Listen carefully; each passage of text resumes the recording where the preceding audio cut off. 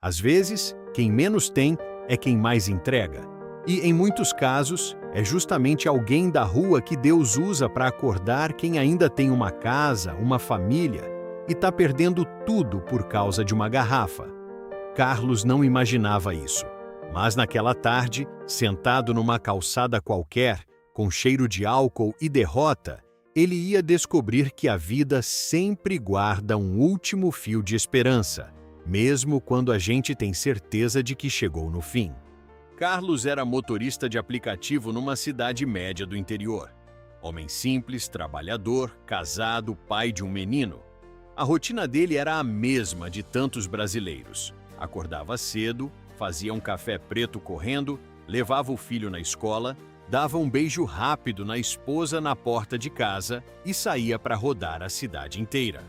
O carro era simples, o celular era parcelado, mas o coração era cheio de sonhos. Juntar dinheiro, trocar de carro, sair do aluguel, ver o filho crescer sem passar pelas mesmas dificuldades que ele passou. Durante as corridas, pegava todo tipo de passageiro. Uns reclamavam do calor, outros elogiavam o jeito calmo dele dirigir. De vez em quando, alguém ligava o rádio numa música em inglês, cheia de sentimento, com um violão marcado e uma voz chorosa. Carlos não entendia direito a letra, mas gostava daquela melodia. Achava bonito, meio triste, meio celestial. Era coisa de gringo, como ele costumava dizer, dando risada. Em casa, a vida era simples. Arroz, feijão, uma mistura quando dava, o filho fazendo tarefa na mesa, a esposa cuidando da casa e dos boletos. Não era perfeito, mas era lar. E no fundo, era tudo o que Carlos mais amava. Até que um dia, o relaxar depois do trabalho ganhou um novo tempero: álcool. Começou com uma cerveja no boteco da esquina, entre um turno e outro, só para desestressar. Depois, virou 2, 3, depois da cerveja, veio a cachaça, e a cachaça abriu espaço para um copo mais forte. O que era uma vez ou outra, virou todo dia. Nos primeiros meses, quase ninguém percebia. Ele ainda conseguia esconder.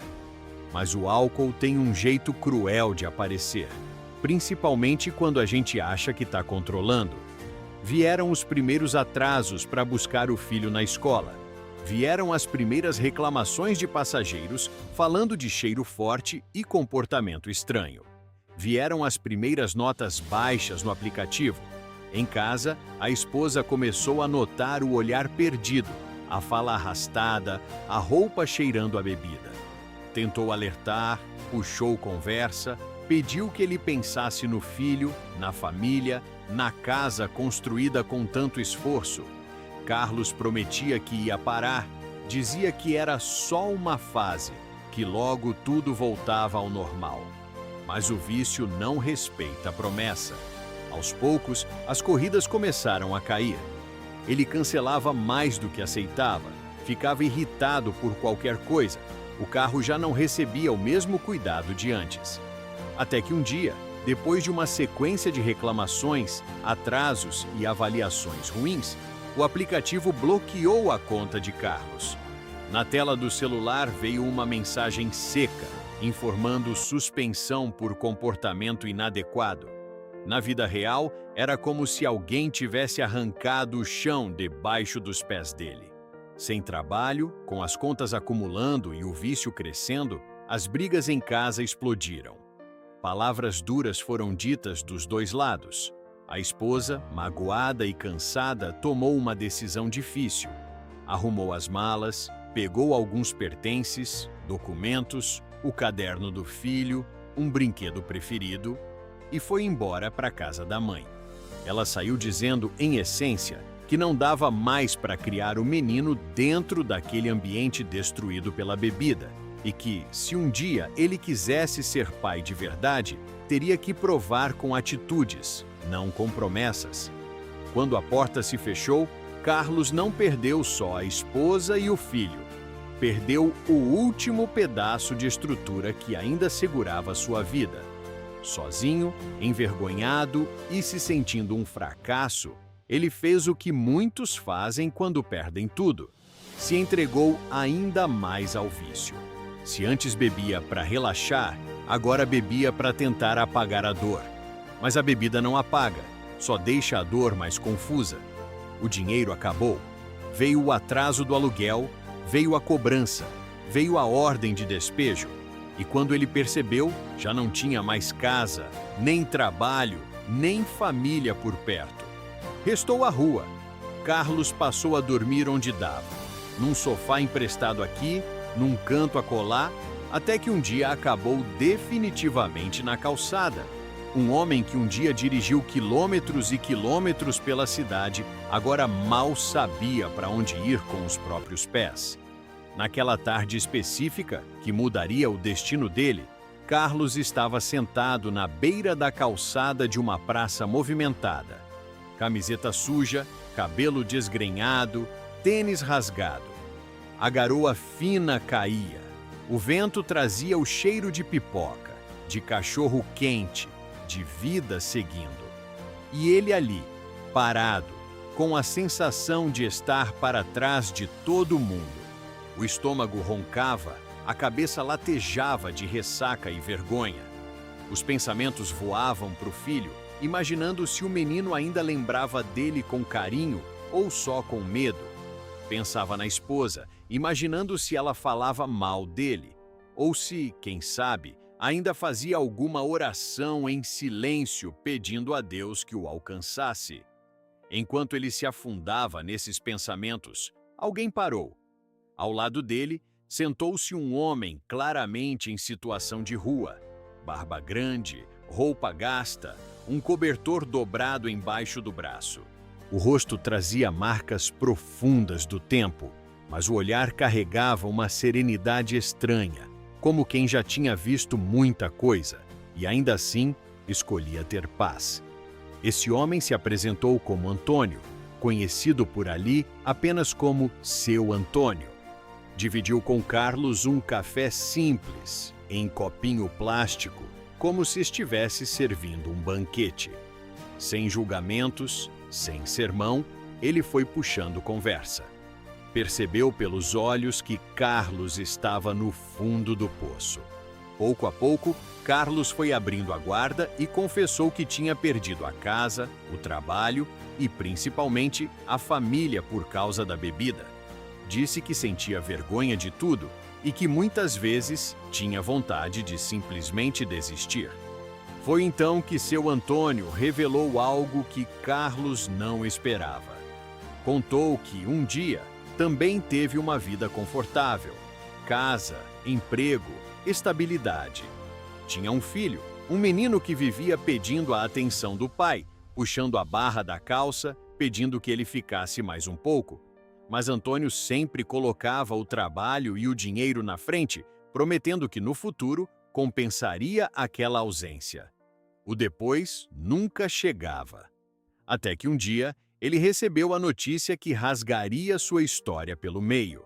O filho tinha caído da janela do prédio e ele, o pai, não estava lá. Foi engolido por uma culpa tão grande que, mesmo sem que ninguém o expulsasse de casa, ele se sentiu sem direito de ter uma vida normal. Desistiu de tudo e foi para a rua. Só que, em vez de se destruir de vez, ele transformou aquela culpa numa espécie de missão. Decidiu que, já que não tinha conseguido segurar o próprio filho a tempo, pelo menos tentaria segurar outras pessoas que estivessem caindo. Passou a ser uma espécie de anjo da calçada, sempre por perto de quem se aproximava do fundo do poço. Enquanto contava sua história, as luzes da praça começaram a mudar. Um telão grande, montado no centro, foi ligado. Era um evento cultural da cidade, um tributo a músicas que marcaram época. A população começou a se reunir, as crianças sentaram no chão, casais se aproximaram. Alguém afinou um violão. O burburinho foi diminuindo. De repente, começou a tocar uma melodia que Carlos reconheceu de imediato. Era a mesma música em inglês que alguns passageiros costumavam colocar no carro anos antes. Uma voz suave, um violão delicado, uma tristeza bonita no ar. No telão, a tradução em português aparecia, verso a verso. Era a história de um pai falando com o filho, lá no céu, perguntando se o filho o reconheceria, se estaria tudo igual se eles se encontrassem de novo, se ele suportaria a dor de estar sem aquela criança. Era Tears in Heaven, de Eric Clapton, mas o nome pouco importava. O que importava era a mensagem. Carlos começou a ler a legenda e sentiu o peito apertar.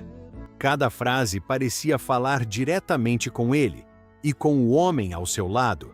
Era a dor de um pai que tinha perdido o filho num acidente, num prédio alto, e que, em vez de se entregar à bebida, tinha decidido honrar o filho com sobriedade, com música, com um recomeço diferente. Ao lado dele, seu Antônio não segurou as lágrimas. Aquela canção escancarava a própria história. Também tinha perdido o filho de forma trágica, também tinha falhado como pai presente, também carregava uma culpa que doía todos os dias. A diferença era que, sem a estrutura de fama e música, ele tinha ido parar na rua. Naquele momento, os dois choraram. Não era só pela música, era por tudo o que ela representava. Perda, saudade, arrependimento, mas também a chance de transformar dor em mudança. Ali, no meio daquela praça, com a letra passando no telão e a melodia tocando fundo no coração, Carlos entendeu algo muito simples e, ao mesmo tempo, gigantesco. Ele ainda tinha um filho vivo. Ainda tinha tempo. Ainda podia escolher outra história. Seu Antônio, entre uma lágrima e outra, reforçou essa ideia. Disse com o olhar e com poucas palavras que a bebida não devolveria nada. Nem casa, nem casamento, nem abraços atrasados.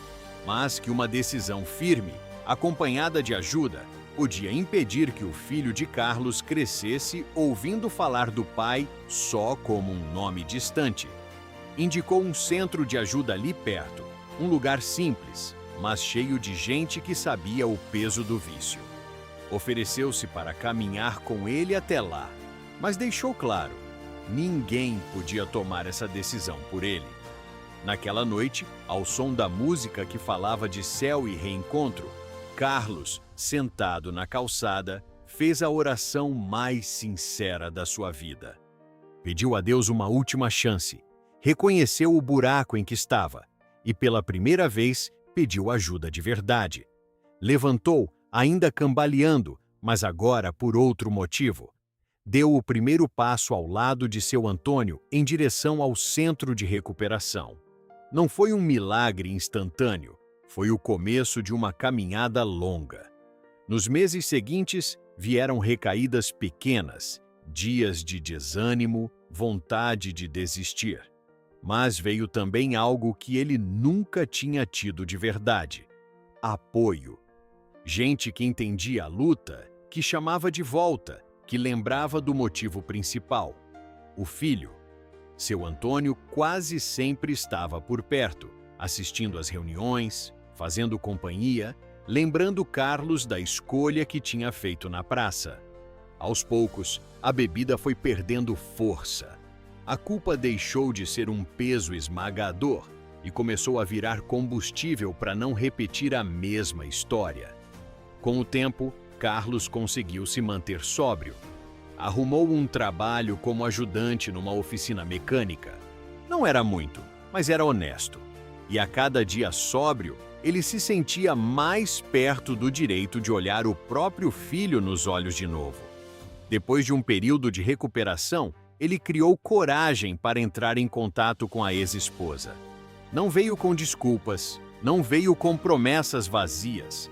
Falou de mudança, de processo, de luta diária. Ela, naturalmente desconfiada, decidiu observar de longe. Com o passar dos meses, vendo constância, abriu uma fresta.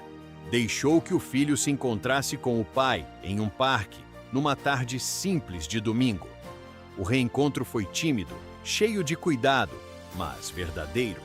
O menino, um pouco maior do que antes, chegou com medo e curiosidade. O pai, com vergonha e esperança.